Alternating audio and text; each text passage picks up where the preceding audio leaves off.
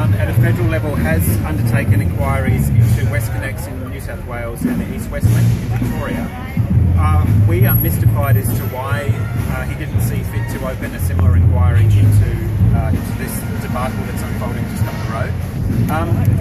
I think there does need to be some independence brought to bear, and that's I think why this call by the Conservation Council and allies is really important, because we've seen the way that the government is willing to refuse an order from the Senate inquiry to produce documents. So maybe there's another way around it. What's the point of a Royal Commission if Labor wins the election? I'll let Piers take that if you like. Sorry, the overall position if Labor wins the election. Well, what's the point of having a Royal Commission? If Labor wins the election, it's all over, isn't it? What we've seen with this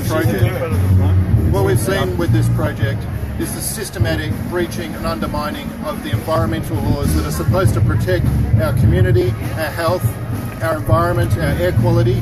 They're the things that have been systematically undermined and breached at every stage of this project. It's really, really important to make sure that that can never, ever happen again. That's the purpose of a Royal Commission, because we need to get to the bottom of that, and we need to make sure that our environmental laws are strengthened and our planning systems are strengthened so that we don't see this kind of diabolical disaster happen anywhere else in Western Australia. These are the laws, these are the policies that protect us as communities. They protect our health, they're there for a reason. We can't just allow and walk away from a government that just runs roughshod over those laws and completely destroys the basis of our environmental protections in this state. We can't let that stand as a precedent. That's why we need a Royal Commission to investigate what went wrong and to make recommendations about how to make sure that never happens again.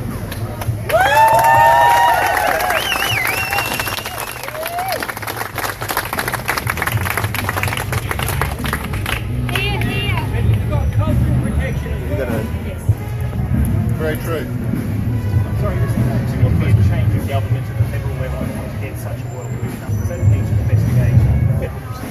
A state government can initiate a Royal Commission here at a state level, or an investigation with the powers of a Royal Commission, and it's only that level of investigation which will get to the bottom of these issues. So we'll be calling on the next state government, whoever forms power, particularly if the Labor Party forms power, to make sure they implement a Royal Commission with those kinds of investigative powers to make sure this never happens again. So at a state level, Alana, would that be... this has not been something that we have committed to. The Conservation Council has now just come out with this request.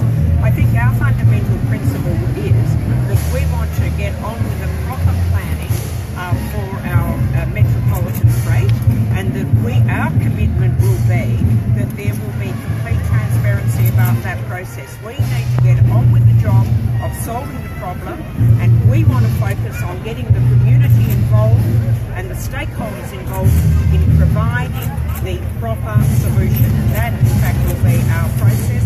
And our commitment is to transparency and commitment to getting on with the real job of a long-term solution to this question of freight in the metropolitan area. Our commitment has been to move ahead with the planning for the Arbour Harbour and direct our road building, rail building in that direction. What about the future of the wetlands area itself? We hear about the pristine environment and so on, but it's been a rubbish dump for decades. Is there going to be cleaning up of the asbestos and so on that we've been hearing about? The McGowan government has given, Mark McGowan has given a very, very clear commitment. Mark McGowan has given a very clear commitment that all of the bushland will be reinstated. All of the work that has been done at a furious pace now by the contractor will be reversed, and that we will obviously be reinstating that. And I have to say that's going to be our priority. Our priority will be reinstating that and getting on with the planning for the real solution, not this silly botched together proposition that just simply doesn't work. A road to a port that stops 2.5 kilometres away from the port, it doesn't solve the problem. Our focus is going to be twofold: on getting the long-term real solution, and secondly, getting the community engaged in that planning process. Yes!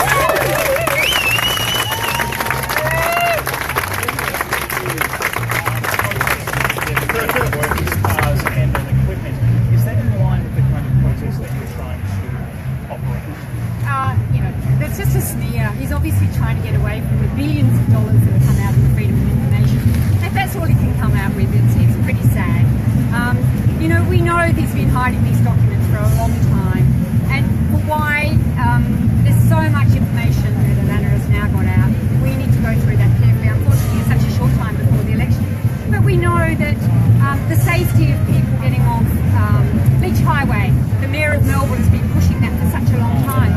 These documents show that getting trucks off Leach Highway has got nothing to do with safety. It's about the number of traffic lights. In fact, the safety on South Street is worse than what is on Leach Highway. So there's been, I just want to call it, there's been lies all the way through here. These documents have been hidden for 2.5, 3 years because the public has been lied to the whole time. There's so much there to say this should never ever happened, and that's why we want a royal commission so it never happens again. We need to get to the bottom of a lot of these things. We need to get to the bottom of some of the actions of the police that have been happening. We need to get to the action of why people have been, accused of everything with fabricated evidence. We are a non-violent direct action group. I would not have a vote as a woman if there wasn't the civil disobedience that happened over 100 years ago. And it's so many things would not happen without civil disobedience.